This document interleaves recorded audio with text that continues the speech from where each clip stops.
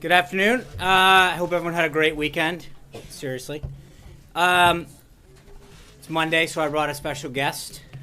First, I'd like to have the Attorney General come up to the podium to make an announcement regarding immigration enforcement with respect to sanctuary cities. When the Attorney General is done speaking, we'll have time for a couple questions, and then I'll continue with the briefing. So if your question is not germane to sanctuary cities, keep your hand down, and we'll get to it after we go through the events of the day. So with that, Attorney General Sessions, come on up. Right, thank you. Thank you, Sean.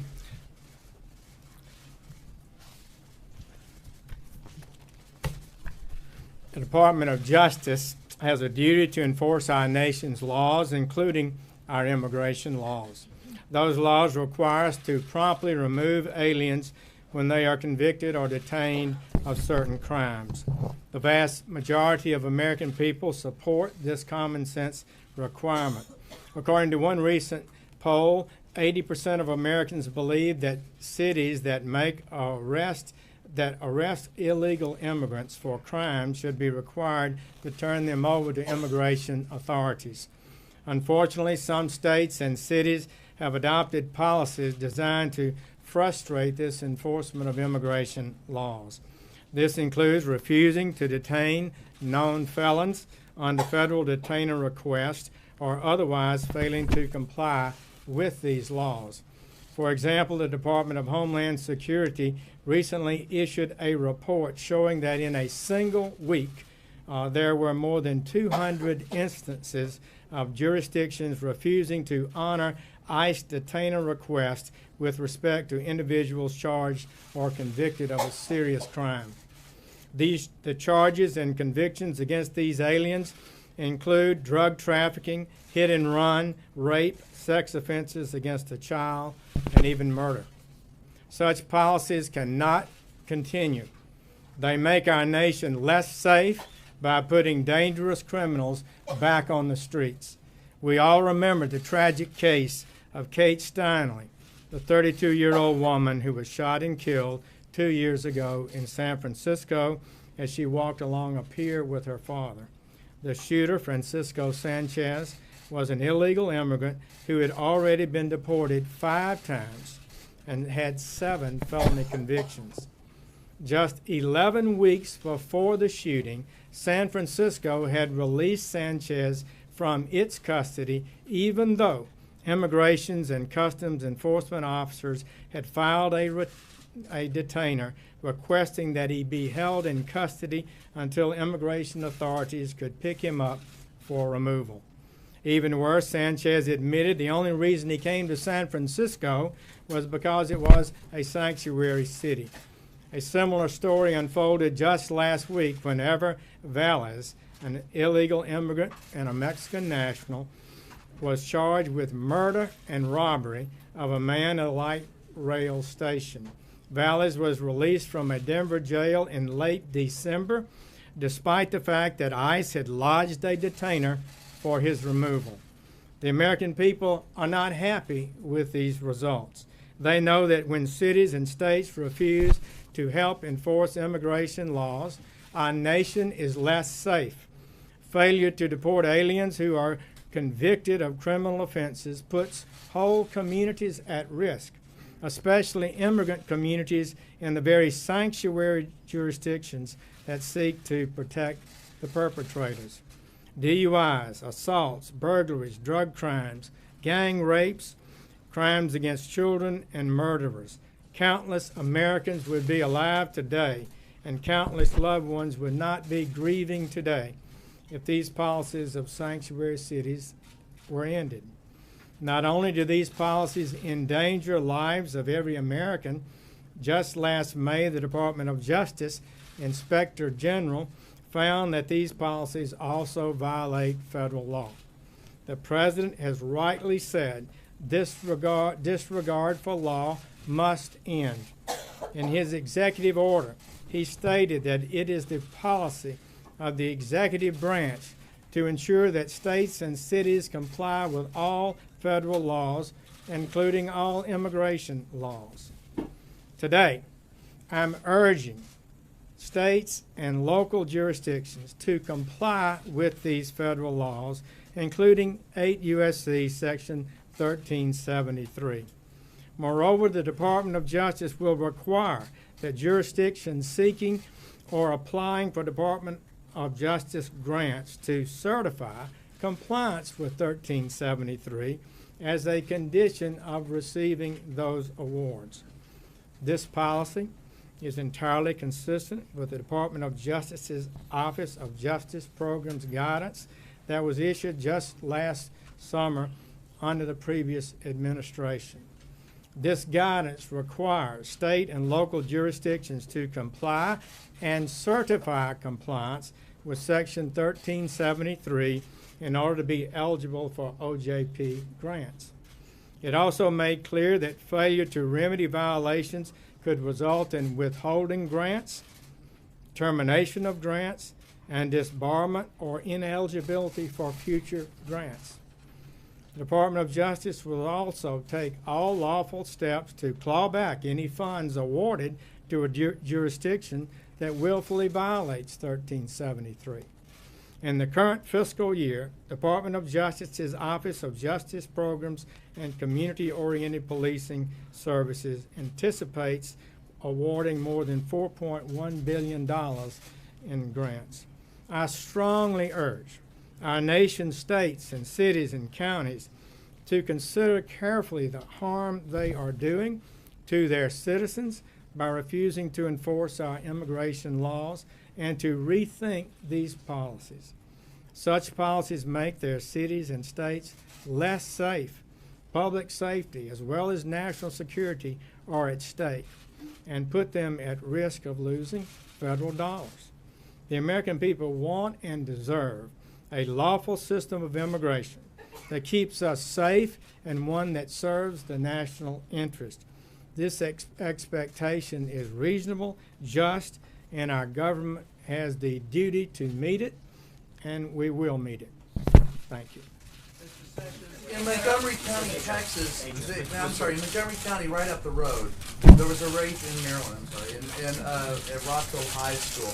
Has anyone from the Department of Justice had any conversation with anyone in Montgomery County or Rockville, as they describe themselves as sanctuary county and city, and there's also a boatload of federal government in Montgomery County? Well, you know, Maryland is talking about a state law to make the state a sanctuary state. The governor is opposed to that, I'm glad to hear. That would be such a mistake. I would plead with the people of Maryland to understand that this makes the state of Maryland more at risk for violence and crime, that it's not good policy. And as a former prosecutor for many years in state and federal law on the jurisdictions, I just know the historic relationship different federal agencies have with regard to honoring detainers.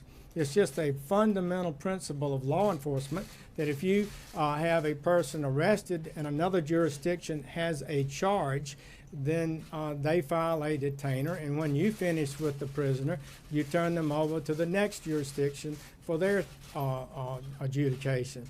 That is what should be done. Right. So, Let me answer the question. Mr. Attorney General. Major. Mr. Attorney, so listening to you carefully, it sounds like you're applying the standards and the policy that the Obama administration put forward on compliance with underlying Justice Department rules. Are you taking any additional steps? And have you asked the President to maybe talk about other federal funds that are not necessarily under your control as a way to punish sanctuary cities or states? Well, that's a good question. What I'm saying today is that essentially the policies of the Obama administration that were issued last July make clear that you should not be receiving certain federal funds if you're not in compliance with 1373. We believe that grants in the future could be issued that have additional requirements, as every grant that's being issued in America today usually has a requirement that if you qualify for this grant, you have to meet certain requirements. So we'll be looking at that in the future, and we'll continue to pursue it. But fundamentally, we intend to use all the lawful authority we have to make sure that our state and local officials who are so important to law enforcement are in sync with the federal government. Mr. Attorney General, some of those officials of cities, for example, bigger cities, have said despite the lack of federal funding, they will continue to be sanctuary cities, that they don't care that they're losing money, essentially. What recourse does the Department of Justice have in those cities that look at what you're doing and say, we don't care, we're going to continue to implement this policy? Well, that's very, disheartening, but I hope that the American people and their constituents in their own cities will communicate with them. And as we continue a dialogue and a discussion, and as we continue to ensure that monies that go for law enforcement only go to cities who are participating in an effective, collegial, cooperative way with the federal government, that would also send a message. We have simply got to end this policy. Thank you all. What about the Eric Garner case and the white supremacist that killed the black man in New York? Is that a hate crime, sir? Okay, you guys ready to continue? Good. Before I get into the day schedule, I wanted to read, I know there's been some interest in the State Department's statement regarding the arrests of hundreds of protesters, peaceful protesters that occurred in Russia. The statement that the State Department put out says, quote, "The United States strongly condemns the detention of hundreds of peaceful protesters throughout Russia on Sunday. The detention of peaceful protesters, human rights observers, and journalists is an affront to essential democratic values. We are troubled to hear of the arrest of the opposition leader upon arrival at the demonstration, as well as the police raids on the anti-corruption organization he heads. The United States will monitor the situation, and we call on the government of Russia to immediately release all peaceful protesters. The Russian people, like people everywhere, deserve a government that supports an open marketplace of ideas, transparent and accountable governance, equal treatment under the law, and the ability to exercise their rights without fear of retribution." Now, with respect to events for the day, this morning, after receiving his daily intelligence briefing, the president participated in a roundtable with women small business owners. The president is hosting a group of women's business owners as part of the White House's full calendar of Women's History Month events. At the roundtable this morning, Vice President Pence, SBA Administrator McMahon joined with other senior administration officials to hear from these amazing female entrepreneurs and small business leaders about their firsthand experiences, successes, and challenges. As the president said, quote, "Empowering and promoting women in business is an absolute priority in the Trump administration because I know how crucial women are as job creators, role models, and leaders all throughout our communities. The women in attendance this morning have incredible stories, including many who have started businesses from scratch with very limited resources, and through hard work and determination, turn their dreams into reality. Between them, they provide hundreds of jobs to Americans across the country. The president is dedicated to continuing to remove the unique barriers that women face in our economy, including access to capital, markets, and networks. This administration will continue to advocate for policies that support working family, including a national initiative to promote women business leaders and entrepreneurs that his daughter Ivanka is helping to lead. In honor of Women's History Month, the White House has been hosting events all throughout March. Just to name a few, the Centers for Medicaid and Medicare Systems Administrator Verma held a roundtable with women in healthcare, which the president attended.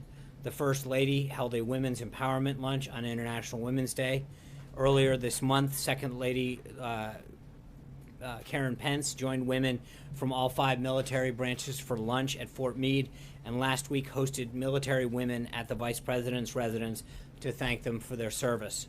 Under President Trump, the American economy is a place for everyone, regardless of their gender, to thrive. Following the roundtable, the president had lunch with the Vice President and Secretary of State Tillerson, and at 3 o'clock, the president will sign House Joint Resolutions 37, 44, 57, and 58. All of which use the powers of the Congressional Review Act to roll back job-killing rules. Before this administration, only one time in the nation's history had a president ever signed a bill that used the Congressional Review Act to cancel a federal regulation. In just his first 66 days as president, he will have signed 6 resolutions to eliminate unnecessary and burdensome rules. House Joint Resolution 37 rolls back the so-called blacklisting rule, which manufacturers identified during their meeting with the president as one of the most significant threats to growing American businesses and to hiring more American workers. The rule simply made it too easy for trial lawyers to go after American companies and American workers who contract with the federal government.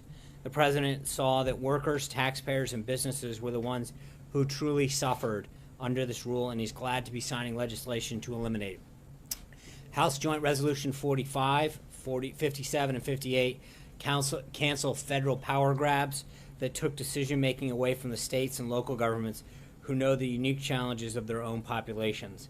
The president firmly believes that Washington's not always the solution to these problems, and that these bills return the power to the people by putting more decision-making in the hands of states.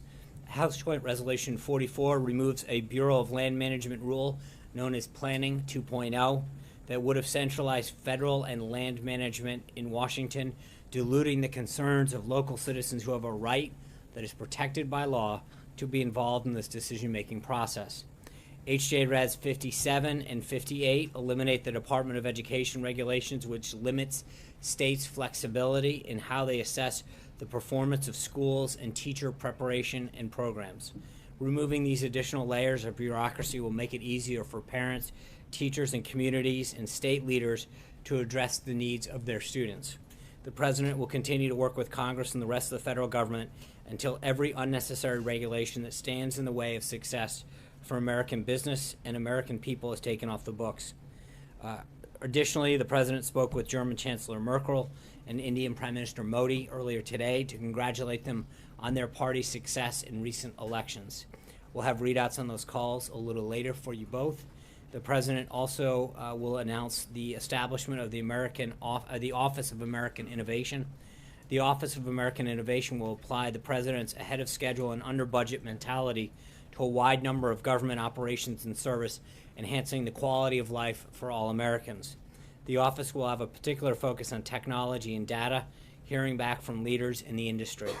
As some of its first priorities, the office will focus on modernizing the technology of every federal department, identifying transformational infrastructure projects, and reimagining the VA system so they can better serve our nation's heroes. The effort will be led by Assistant to the President and Senior Advisor Jared Kushner. Tomorrow, the President will sign an executive order to strengthen the nation's energy security by reducing unnecessary regulatory obstacles that restrict the responsible use of domestic energy resources. This order will help keep energy and electricity affordable, reliable, and clean in order to boost economic growth and job creation. And finally, before I came out today, Senate Democrats continued their obstruction to the president's nomination of Judge Neil Gorsuch to the Supreme Court, with the Judiciary Committee seeking a one-week postponement on his decision. Over the weekend, Senate Minority Leader Chuck Schumer defended his decision to mount a filibuster against the president's unquestionably qualified nominee. If Senator Schumer gets his way, this would be the first successful filibuster against a Supreme Court nominee in American history. He argued, quote, quite misleadingly, that the Senate has, quote, required a 60-vote threshold of, quote, every Supreme Court nominee. That's simply not true. And as I've said before, only 3 support justices have faced a filibuster in the last half of the century. Senator Schumer cited 4 justices confirmed under President Bush and Obama, but in fact, among those 4, only 1 faced an attempted filibuster. That was Justice Samuel Alito. And it was President Obama who then, as a senator, voted to filibuster Justice Alito and later publicly expressed his regret for that. The fact is, an attempted filibuster of a Supreme Court nominee is rare, and to do so in this context with such an eminently qualified and brilliant judge is nothing short of obstructionism. That's why Senator Pat Leahy, the former Democratic chairman of the Senate Judiciary, said he is, quote, not inclined to filibuster, end quote, even if he ultimately may not vote to confirm the judge. The fact that the former chairman of the Judiciary Committee won't stand by the minority leader exposes the leader's efforts as nothing but obstructionism that undermines decades of Senate tradition. Through 4 days of extensive hearings, Judge Gorsuch demonstrated his judicial philosophy, his sterling academic credentials, and a brilliant legal mind. He deserves a fair up or down vote. And with that, I'd be glad to take a few of your questions. Jonathan. Is the president serious about working with Democrats going forward after what happened with healthcare? Absolutely. In fact, starting Friday afternoon through late yesterday, he's received a number of calls, as well as other members of the senior staff that had been working on health care, from members of both sides, saying that they would like to work together, offer up ideas, and had suggestions about how to come to resolution on this and get to a House vote on this. But wouldn't this require a... Sorry, John, this isn't a free-for-all. Jonathan's asking a question. But wouldn't this require a serious course correction for the White House? I mean, the president's branded Chuck Schumer a clown, worked entirely with Republicans on this bill. Wouldn't this require a serious change of course for the president? To some degree, sure. And I think the president talked about that. I think we learned a lot through this process. I think we're obviously looking at ways that we can improve not only how we handle healthcare, but other things, how we do everything.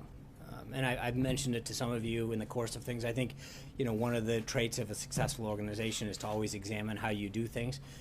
But I think that there's been a lot of outreach from members of both sides with ideas, and the president's willing to listen to these individuals. And if they can come to resolution on a way forward, obviously we're willing to listen and to move forward. But there are a lot of folks that came forward with these ideas. And with all due respect to the beginning of your question, I don't think it's a one-way street in some of the comments that have been made.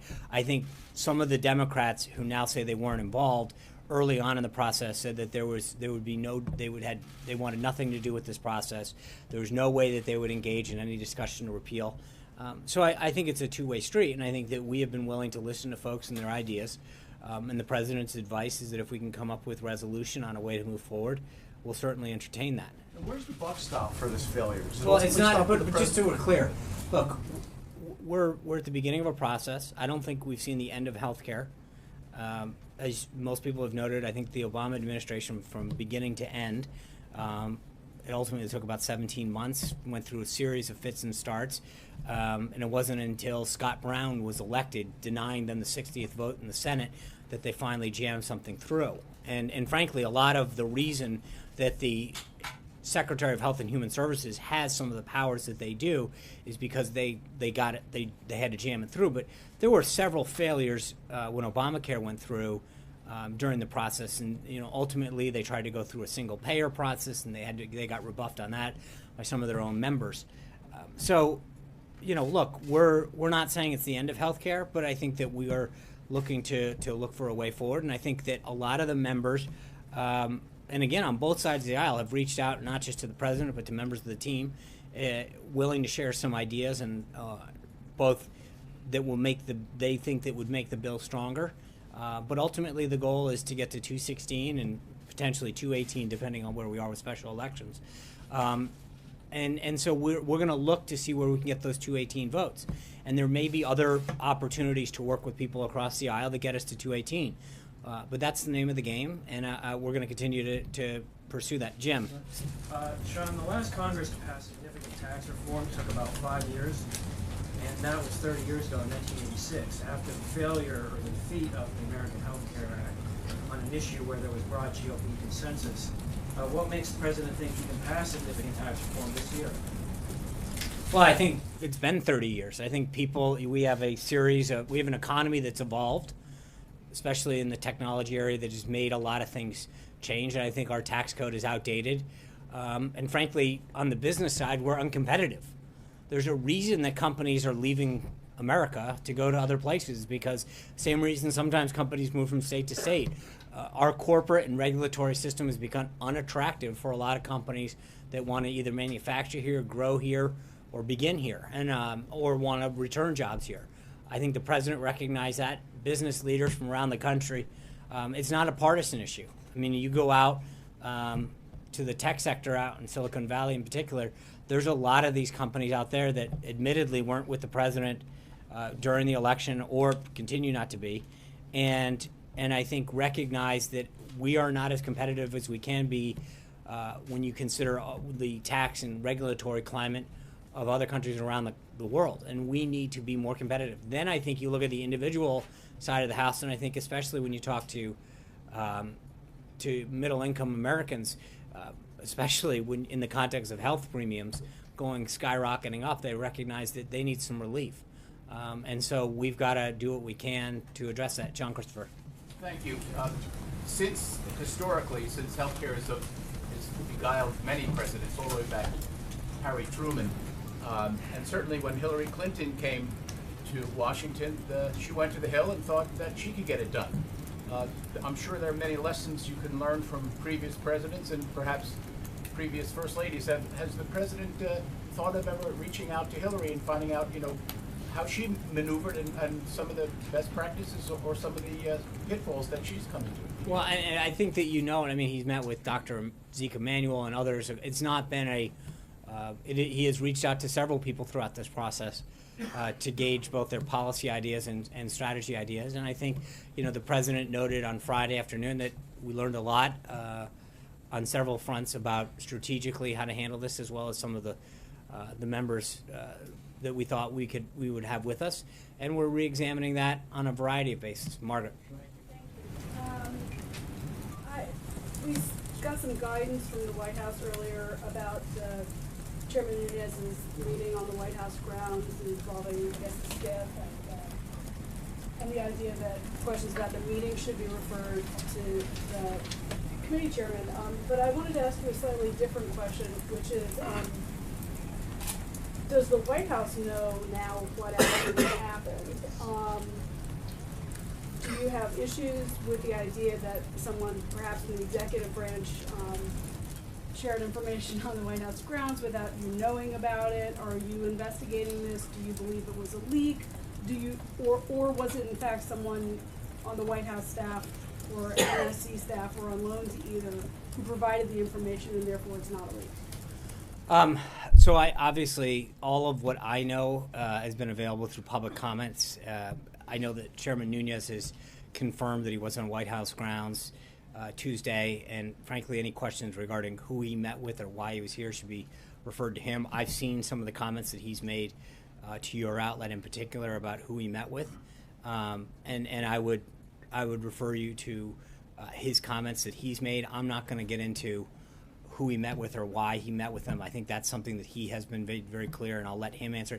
This is he is the one who has discussed what he is reviewing, and so I will leave it up to him and not try to get in the middle of that. Just to circle on it, I'm asking a slightly different question. Okay. At least I'm trying to ask a slightly different question, which is, does the White House know what happened now beyond public accounts? And are you satisfied that you don't have an inappropriate leak in the executive branch? No, I'm not. We're not concerned about that. I know that he is, again, everything that I know about what he has done is through public reports that he has made on the record to different folks. When he said he has multiple sources, he had met with different folks to gather things as part of his review of the situation. And so all I know and what I'm willing to communicate is what has been made available through on-the-record comments that he has made. You have to be cleared onto the No, White not House. necessarily. I don't know that members of Congress need to be cleared. But wouldn't the White House want to know? Again, I think there's a difference. He's doing a review, and it's not something that we're going to necessarily get in the middle of or get in the way of. It's part of it is to let him review and have conversations and look at things that he thinks are relevant. Sean, a clarification on your answer to Margaret. You just said, I don't know that members of Congress have to get cleared in. There is some question about that. Who in the White House signed him in, essentially, to be able to get I don't know on that the you grounds? have to. I'll be glad to check on that. I'm not sure that that's how that works, but I will follow up on that point. Okay, and the second question is, and it's related to this, I understand that you're not going to speak about some of the swirl, what's surrounding this issue with Chairman Nunes. Does the White House believe that he can still lead an impartial investigation, or would the administration support some of these calls now for an independent committee to investigate this?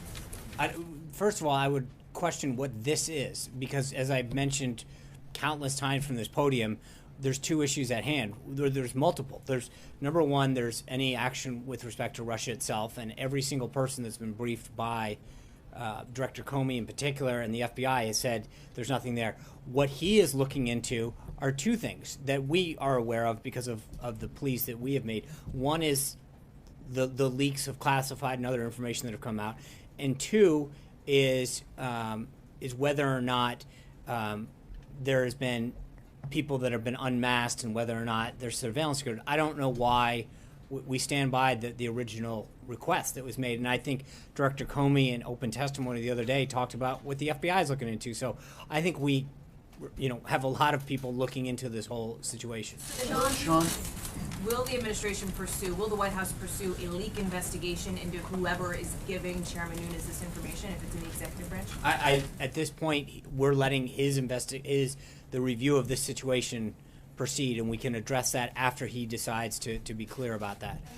Why is this leak okay, but other leaks are not? It's not. I think there's a difference between a leak and someone pursuing a review of a situation that they have determined. That's not. There's a difference between a leak, someone leaking out to reporters for nefarious, to take classified information and share it with people who aren't cleared. Chairman Nunes is cleared. He is the chairman of the Intelligence Committee. Someone who is cleared to share classified information with somebody else cleared is not a leak. Zeke. I have two for you. Just a quick housekeeping note. At the beginning of the briefing, you read out the State Department statement on the protests and arrests in Russia. Does that reflect the White House's views sometimes? That reflects the view of the United States government. Okay. Just want to clarify that. And secondly, back on, you mentioned that there were lessons learned off of what went down last several weeks around healthcare. Could you go into some specifics of what some of those lessons are in terms of the president talked a lot about, he learned a lot about loyalty, I think is one of the lines he used on Friday. Does he believe that some members of this party are no longer loyal to him?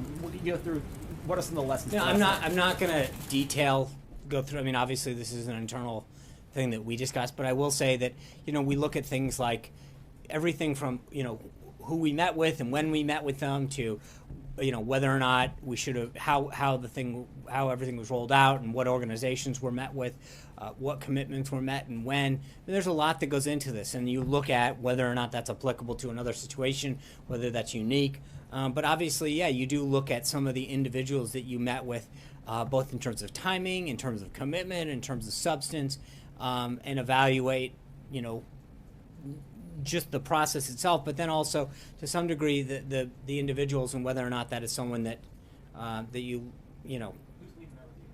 there's several folks, and again, it depends on the aspect of it. There's a legislative affairs team, there's a public policy team, there's a comms aspect to this, but we all internally talk about what went well, what didn't, and we do that not just with the bad but the good. I mean, I think Jonathan asked it somewhat at the beginning, but I think if in most organizations, whether or not you do something really well or not as well, it's usually incumbent upon you to think, what did we do well, so that for things that we did really well, we sustain those kind of aspects of something, because there's always something to improve, and even when you don't do as well, but there's parts of things that you did that could have done, that you did well, and you don't want to throw the baby out with the bathwater, so there's an ongoing piece to this, Major.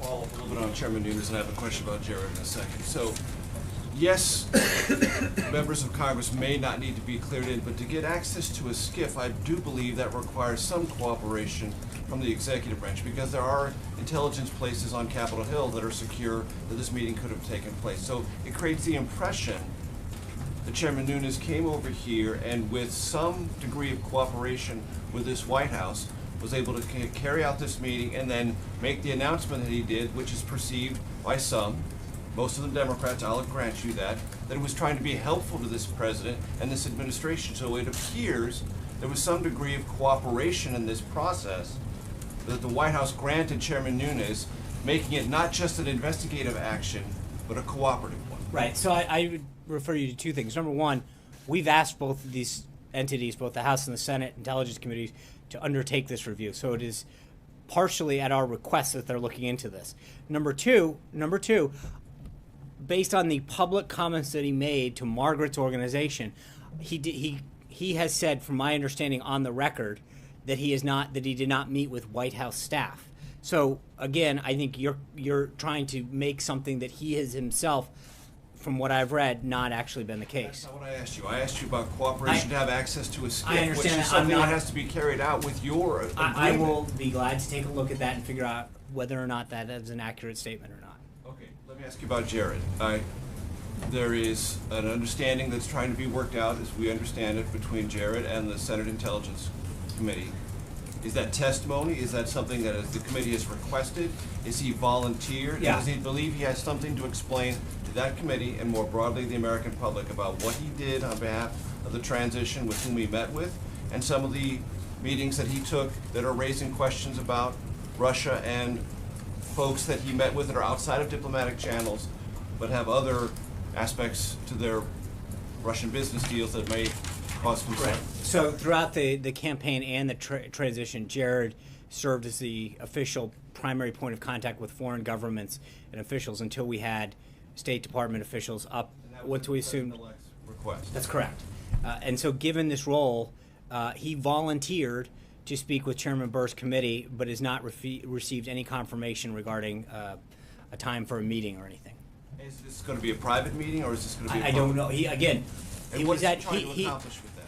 I think based on the questions that surround this, he volunteered to go in and sit down with them and say, hey, I'm glad to talk about the role that I played and the individuals I met with. But again, remember, given the role that he played both during the campaign and during the transition, he met with countless individuals. That was part of his job. That was part of his role. And he executed it completely as he was supposed to.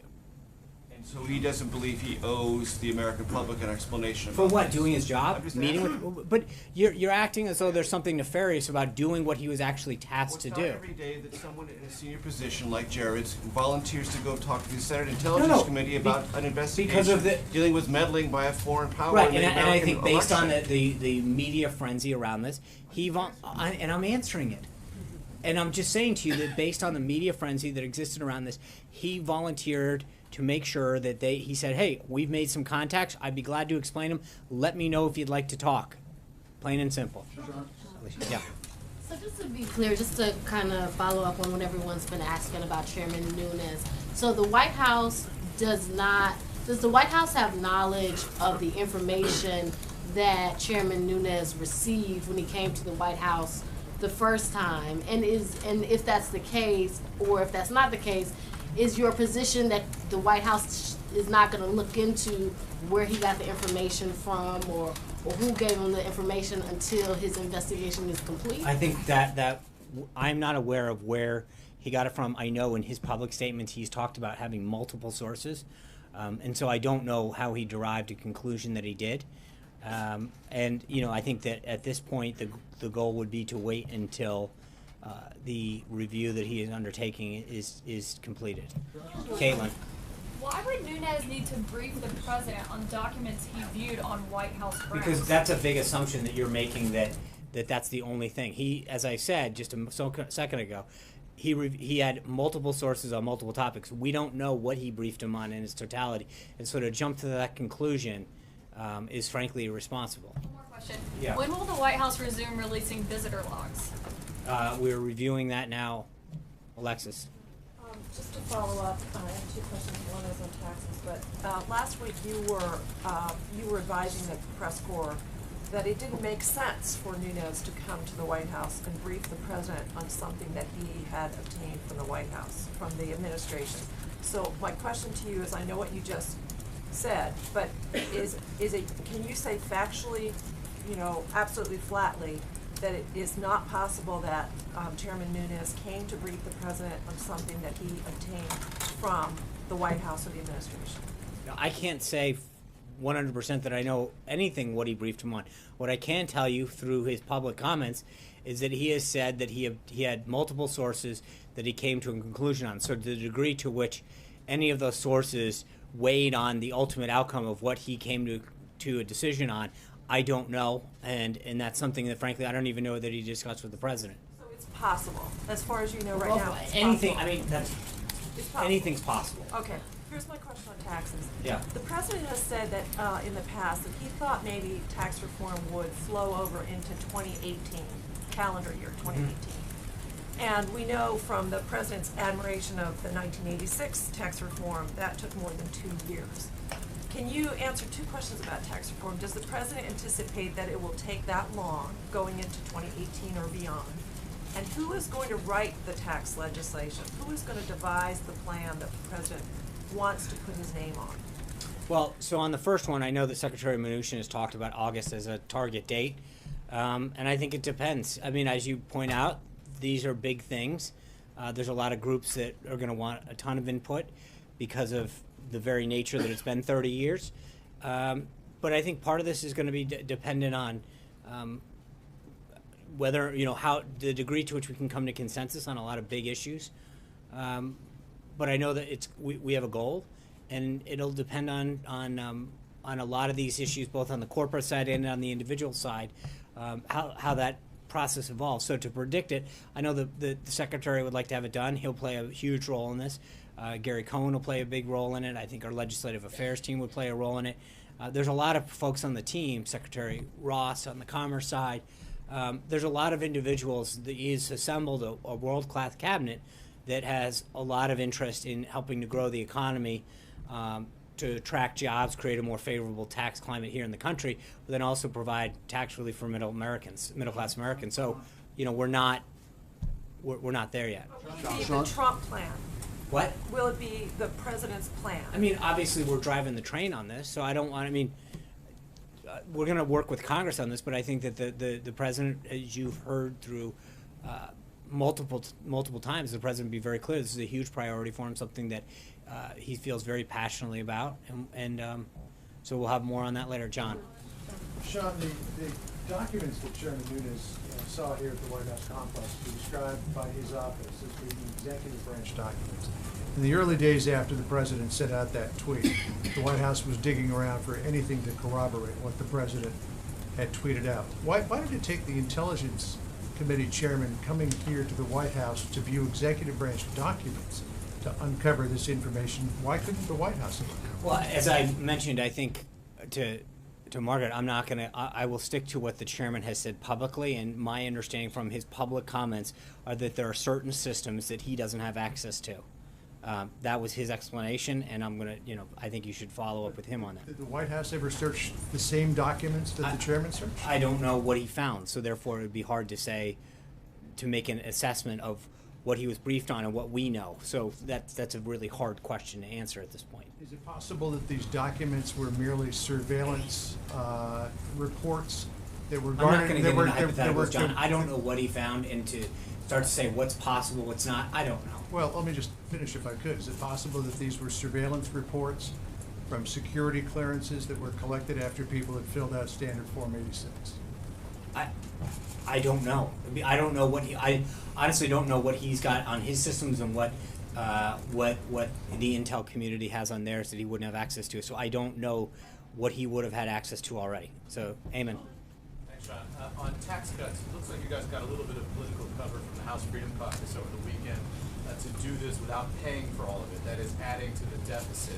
What's the right number from the White House's perspective to add to the deficit in order to do tax cuts? How high are you willing to go in terms of deficit addition?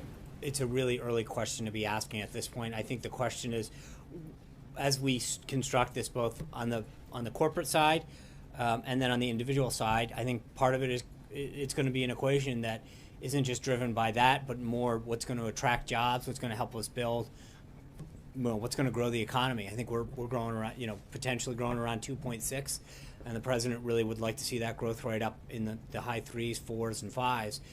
And so there's a question about what part of tax reform, especially on the corporate side, will help us spur the economy and grow jobs. And I think that's an ongoing discussion. I think that's more of the driver of this, and then I think as it evolves, we'll have a score and we'll know more. Are you comfortable entirely adding to the deficit, or do you think some I piece of think, it needs to be offset? But Right. Some other spending I somewhere don't. else? You're asking really early in the process to make that kind of analysis before we have a policy set forth or have any kind of notion of what a score would look like. That Olivier.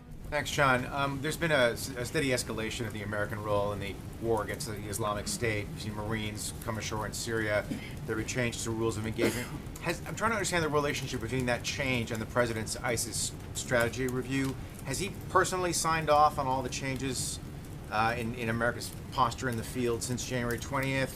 Is that something that's left up to the commanders in the field? I don't understand the relationship Well, between it depends on which, mission you're talking about specifically, or Marines just left in, I think, October. They obviously went ashore much more recently than that. So did he have to sign off on that? I think it depends on. I mean, he speaks with General Mattis, his national security team, very regularly.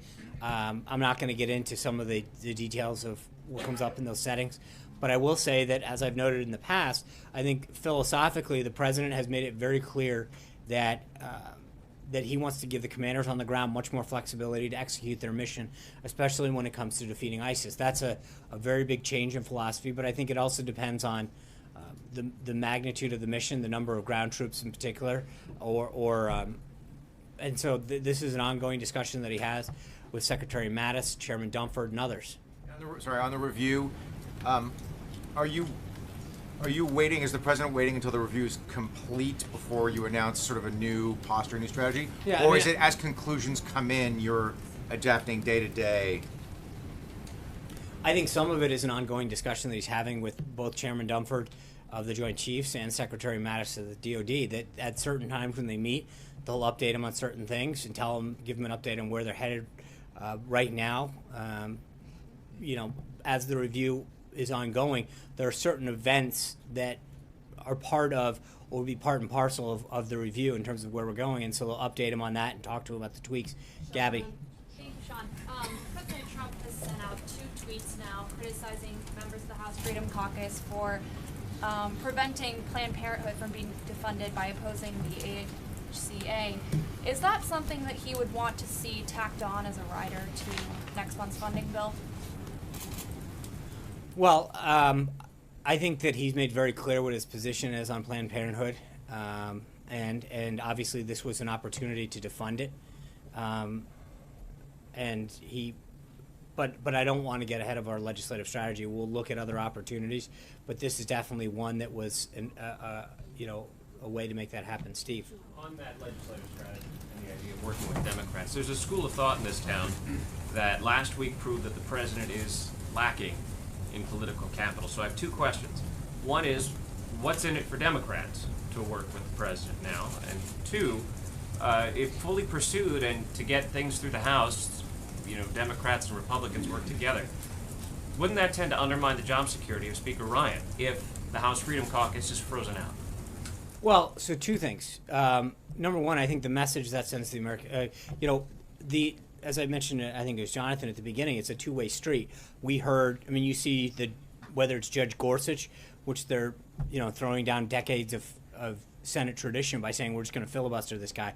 I don't think there's anyone in America that can honestly look at his qualifications and suggest that he's not qualified as a jurist on the Supreme Court. There's nothing that anyone has seen or laid a glove on him through these 4 days that suggests that he's not qualified to serve. And I think that it's and again with Obamacare, repealing and replacing it, several of this leading Democrats came out from the get-go and said we have no interest in doing that. So I think there's a point at which both parties can look back and figure out whether or not it's worth engaging. I think the president, as I mentioned, is eager to get to 218 on a lot of his initiatives, whether it's tax reform, infrastructure. There's a lot of things, and I think that he is going to be willing to listen to other voices on the other side to figure out if people want to work with him to get these big things done, to make Washington work, to enhance the lives of the American people, then he's going to work with them. I think he had a great meeting with the CBC the other day, for example, where he talked about infrastructure. He talked about loans and small business lending, education. There are things that he is willing to engage individuals with, or groups or caucuses, to get to 218 and further advance his agenda. So it's not about undermining anybody. It's about moving the agenda forward and getting things done. But it's Speaker Ryan who puts bills on the floor, not the president. So what's in it for Speaker Ryan? Getting things done. I think there is still a sense of doing what's in the best interest of this country that exists. So, let's just make sure that we understand. I think that his goal, he came here to get things done. And I think, as was pointed out, there was a level of disappointment that he expressed on Friday. He wants to get things done. If people want to work together, and I think what this event on Friday did was, frankly, draw more people into the process to saying, okay, let's figure out if we can actually come together with some consensus ideas to get to 218, whether or not they come from one side of the aisle or the other, to pass this bill and to make a better system. He understands, and frankly, I think a lot of Democrats do, that there's an opportunity here. With health care being such a big issue, with Obamacare being such a looming disaster, that we have an opportunity to do some stuff. And if Democrats want to join in, then that's great, and we'll do that. Mike. Excuse me. You've talked quite a bit up there about the wide latitude that Secretary Price has to dismantle Obamacare from his spot. Is that still the case? Will he continue to try to dismantle Obamacare while you're trying to work with moderate Democrats on health care reform? And also, the health care bill would have repealed almost all those Obamacare taxes. Do you want to see those repealed as part of the tax reform bill? I think Secretary Price was up here today. There's a lot of meetings that are already taking place internally with the team. There's a lot of options that are on the table in terms of, especially when it comes to what we called phase 1 and phase 2, trying to get some of that stuff out the door. And as we look back on, we're talking about lessons learned, I think one of them is to try to get some of the phase 1, phase 2 meshed together and pushed out. How we do that, whether we wait for the revival of legislation before we put it up. Remember, I think, just so we're clear, and I mentioned earlier in this, Obamacare had a ton of fits and starts during its process. It was left for dead multiple times, but they pressed forward. I don't think that that's necessarily a model to look forward in terms of how they jammed it down. But I do think that we have to recognize that we were 17, 18 days into this process. I think the president's made very clear it's not over. There are people coming to the table, but he's going to listen to all good ideas across the spectrum to figure out what it takes to get to 218. And we'll see where we go from there. John. Well, the tax question, just to follow up on the health care bill would have repealed those Obamacare taxes. And I think that's part and parcel of that discussion, is how we look at both the taxes and some of the phase 1 stuff. But we're not ready to announce anything now. John Decker. Yeah, as far as Jared Kushner's offer to meet with Chairman Burr and talk with the Senate Intelligence Committee, is there any particular reason why the White House would not be opposed to the idea of Jared Kushner testifying under oath before that committee? Jared volunteered to meet with the committee. They haven't even confirmed having a meeting yet, so to get ahead of what they've even asked for would be a little silly. Send, in the White House's view, a dangerous precedent in having a senior aide to the president going up. Ordinarily, we see sometimes the White House invoking executive privilege. Why haven't you done this in this particular case? Because I think Jared did a job during the transition in the campaign where he was a conduit to leaders, and that's until we had a State Department, a functioning place for people to go. Remember, we had a delay in some of these things, and that was his role. And he wants to make sure that he's very clear about the role that he played, who he talked to, and that's it. Jim. Is Obamacare repealed dead? I don't think it's dead. In the sense, have to be dead if you're going to have Democrats working with you. Why? No. I don't know that that's true, because I think why would they work with you? Because it's dying. You're still trying to repeal it. Because I think part of it is there's a recognition that it is failing. It's dying on its own. It will be dead soon. Democrats say it's not dying. Okay, well then a lot of Democrats need to get there more are money. Repairs that need to be made, they say, but I to kill the that, whole thing might not be the route they want to go. I think there's a difference. I think that we recognize that premiums continue to go sky high, deductibles are going sky high, choices are going down. By Leader Pelosi's own metric, this is dying. She's the one who crafted the metric. She said that there was a three-pronged system determining its success. It is an abysmal failure. If they want to come back to the table and recognize how we can do it in a more responsible way to achieve the goals that Obamacare set out to do, but do so in a way that's going to do the opposite of what Obamacare actually did, which is to increase choice, drive down cost, we're willing to have that discussion. But right now, and again, they remember, say repeal has to be put to the side. But Jim, one of the things that I mentioned, I just want to be clear on this, is we have to figure out how we get to 216, 218, depending on where the number is that given day. That doesn't mean we need the entire Democratic caucus. That means we need some responsible Democrats who want to sit down and have a discussion about how to do that.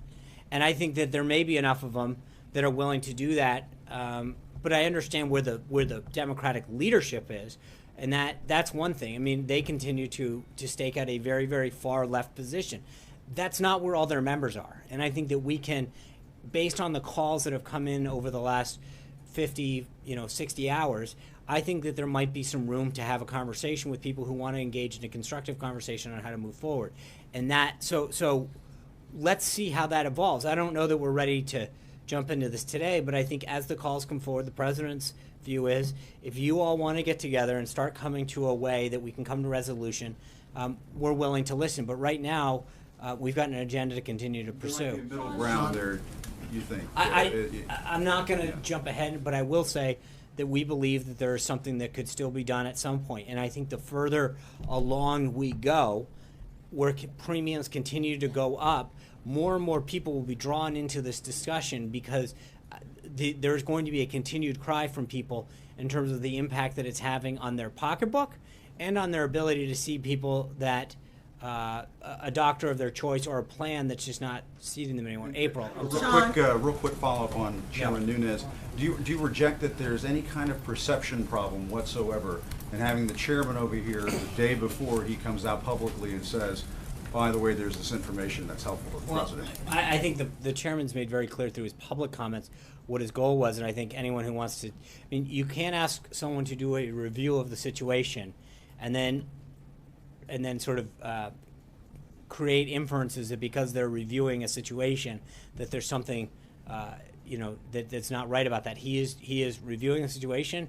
He did exactly what, and I think he's been fairly open with the press as far as what he was doing, who he spoke to, and why. And I think, from our standpoint, that's what we had asked to do as a review. April. Sean, several topics. One, shocker. Don't be. You heard the question that I lobbed at the Attorney General about the hate crime that happened in New York. The white supremacists who went to New York and targeted a black man. Hate crimes are on the rise. What do you say? What is this White House saying about this obvious, apparent hate crime? I'm not gonna. I mean, you yelled at the Attorney General a specific case, if I'm not correct. In the past, have talked about this, and you've talked about issues of Right, hate crimes. and I'm glad to talk about the issue. I just want to be very clear that I'm not going to reference any specific case before the DOJ right now. I will say that the president has recognized that we need to bring the country together. He wants to unite this country. He wants to bring people together. He had a very long conversation with respect to race in itself, which I think is somewhat, if I'm not correct in your question. There, okay, just want to be clear. Thank you. And I think that was one of the topics that he talked about with the CBC. Some of the issues with respect to crime and education and some of the solutions that they suggested that could be done during their meeting. And I think those are the kind of things that I think we can continue that conversation. Okay, Sean, unfortunately, there's been a rise in hate crimes when it comes to different groups, to include anti-Semitic crimes. Yeah, and you've commented from that podium. This is clear. This gentleman in his jailhouse gave a statement to a reporter talking about he wishes the man were younger and he was a thug that he killed. So what do you say to this? This is clear. It's racism at its utmost. Yeah. Two issues. Number one, I think hate crimes, anti-Semitic crimes of any nature should be called out in the most reprehensible way. There is no room for that in our country, and I think the president noted that in the joint address, that there is one issue that, despite policy, should unite us, and that is calling out hate, that is calling out divisiveness based on the color of one's skin, one's religion, one's gender. The president's been very clear on that, and he's called it out before. With respect to certain particular situations, he made it very clear at the opening of his joint address. That's what he led with, is a call to denounce hate no matter where we come from politically. He's also talked about it the night that he took the stage on that Wednesday morning around 2:40 a.m. about how one of the things that he needed to do and wanted to do as president was unite all Americans. But I think that there's one other piece to this, April, that I just want to be clear on. While we unequivocally, no question about it, need to call out hate, anti-Semitism where it exists, there is another thing that we have to do. And in your case in particular, while I don't know all of the details and I don't want to reference any specific case, but I think we saw this the other day with some of the anti-Semitic behavior that was going out with respect to people of the Jewish faith, is that we saw these threats coming into Jewish community centers, and there was an immediate jump to criticize folks on the right and to denounce people on the right and ask them to condemn them. And it turns out that, in fact, it wasn't someone on the right. And it was the president from the get-go had said, I bet you it's not someone, and he was right. And yet, oh no, I understand that. And that's, I'm saying he's a white supremacist. I understand that, and I think in those cases, there's no question, black and white, we need to call out all instances of this. But that being said, while we're on the topic, I do think that there has been a rush to judgment in a lot of other cases when it comes to, in particular, some of the anti-Semitic discussion, where people have jumped to the conclusion about denouncing people on the right and asking for this. And in that particular case, we saw that the president was right and that this rush to judgment by a lot of folks on the left was wrong, and none of them have been held to account on that. And that is something that equally needs to be called out. When people are charging something of someone that is not true, there has been nothing to go back to those individuals. Nothing on the left who came and asked for everyone on the right to denounce something that they weren't guilty of. And I think that there needs to be an equal go back in time and call out those individuals for rushing to judgment and calling out those individuals. My second topic, and I'm done. Someone who was in the room, you like talking about this CBC meeting that happened last week, someone who was actually in the room at that meeting said that the issue of HBCUs came up, and that's a very sensitive subject right now in the black community and here at the White House. The issue of HBCUs came up, and it's Omarosa said that she would be the one heading the HBCU office at the White House, and the president did not make a response confirming or denying. Will this be the case? Is this the case? We don't have any announcements to make. I assume that you're referring to the executive order, and we don't have anything to announce on that subject at this time. Kristen. Sean, thank you. Given that the Freedom Caucus blocked the bill's repeal of Obamacare, does the president still believe he can work with the Freedom Caucus on future pieces of legislation? I think it's going to depend on what legislation. So not necessarily. Well, I'm not going to. It's not a question of we're going to work with anybody who wants to work with us on achieving the goals that the president set out. I don't think we're not putting anyone and saying we'll never work with you again. It is that balance. Has he written No, I don't think he's what written. happened? No, I think as he mentioned, he learned a lot through this process about loyalty. And it's not just a block, it's certain individuals. And again, I'm not going to get into naming names, but I think the president learned a lot through this process.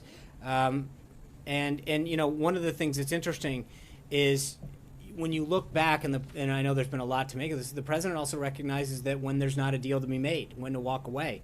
That's one of the traits. It's not just about making deals, it's knowing when to walk away from deals and knowing when there's a bad deal that's the only solution. I think the president understood that while you can get a deal at the time, that sometimes a bad deal is worse than getting a deal. And I think he smartly recognized that what was on the table was not going to be keeping with the vision that he had.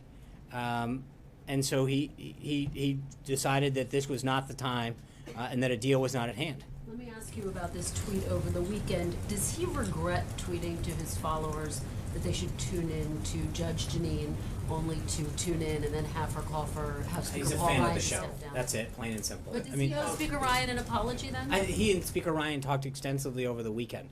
I mean, I don't know if they talked today. I think they talked both Saturday and Sunday at length. But again, he's a fan of the show. He tweeted out support of it. That's it, plain and simple. I know what a lot of people say, Kristen. I just said it. So does he owe the House Speaker an apology? He doesn't. He's spoken for what? For supporting a show on Fox? No. And does Dave. he still have confidence they can work together, Sean? Dave. Two questions. One, on the president choosing Jared Kushner for this new Office of American Innovation to reform government across the government.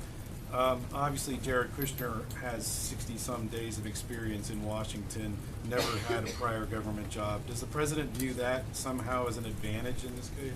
In some cases, when you look at the individuals that he's bringing in, again, I think one of the things that Jared, you know, and again, they may talk more about this later, but one of the things that Jared's looking at is some of the procurement, the technology aspects And if you've ever really dealt with the government and recognized how outdated and unmodernized some of this is, it is not serving the American people. It is not serving the constituents that many departments have. And I think looking at how we procure different things and procure technology in particular is important. It's an important way. I mean, I think when you look at the VA in particular and recognize how it handles certain things, there are certain things it does really well. By the way, it buys prescription drugs really well. Buys them in bulk, gets the job done. But there's certain things that it may not do as well in terms of how it keeps its records and how it serves veterans, how it lends money, et cetera, that we can look at and figure out, is there a better way? Government is not business, right? We recognize that there are certain things that business would never do in terms of what government has to do because we serve all of our people. But there are certain practices that we can put in place that can help us deliver a better product, a better service to the American people in some of these key areas. And I think that when you look at some of the business acumen that Jared and some of the other individuals who he is bringing into this process can really, I think it is a great service to this country. There are so many individuals that Jared has talked to that have done so well and been so blessed by our nation, that have wanted to give back in some way, shape, or form, and are using this opportunity to help our country and serve our country in ways that that they believe they can use their expertise to do. And on healthcare, this review that you've talked about, what went right, what went wrong. I know you don't want to name names, but would it be fair to say at this point that the president has written off some people? I think I answered that question. It's not a question of written them off. It's a question of understanding. You know, there's sort of an understanding of, you know, how you deal with certain people and how they dealt with you, but it's not a question of writing them off. We're going to need to get to, you know, as time goes on, we'll get to, I'm going to just keep saying 218, it's easier. I won't screw that one up down the line. But I think that we recognize that as we go down this path of a big, bold agenda that the president has, that we're going to need every vote we can and hopefully grow the vote in some cases to well beyond that. But we're not writing off anybody, but we do recognize there's some lessons learned from this process, and the president made it very clear on Friday. Thank you guys very much. I'll see you tomorrow. Enjoy the day.